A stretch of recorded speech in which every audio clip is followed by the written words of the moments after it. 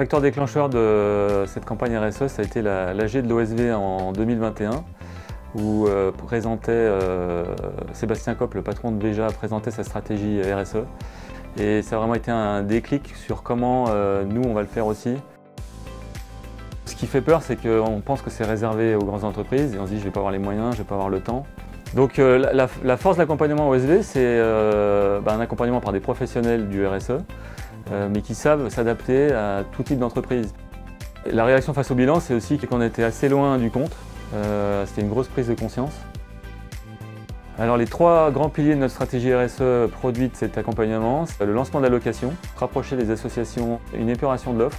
Alors on a commencé par la location, on a mis en place avec un logiciel spécial cette location, on a recruté quelqu'un spécifiquement pour le faire et ça a été mis en ligne en juin et on a déjà eu nos premières locations.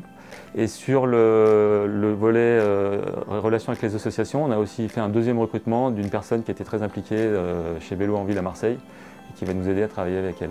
Ensuite, l'épuration de l'offre, c'est beaucoup plus long, ça va être beaucoup plus fastidieux, donc ça on l'a initié, mais on sait qu'on a encore beaucoup à faire. Avant, on allait chercher souvent au moins cher, au plus disponible, et aujourd'hui, en fait, on a un nouveau critère qui est de savoir d'où ça vient et comment on épure ce sourcing. Donc en fait, l'accompagnement nous a permis de mieux structurer notre stratégie à moyen et long terme, de redéfinir pourquoi on était là, promoteur du vélo taf, mais aussi pour sourcer des produits mieux fabriqués, savoir d'où ils viennent. Et ça, c'est très différenciant par rapport à la concurrence. Ça répond aux attentes du marché. Et donc c'est bon sur tous les plans.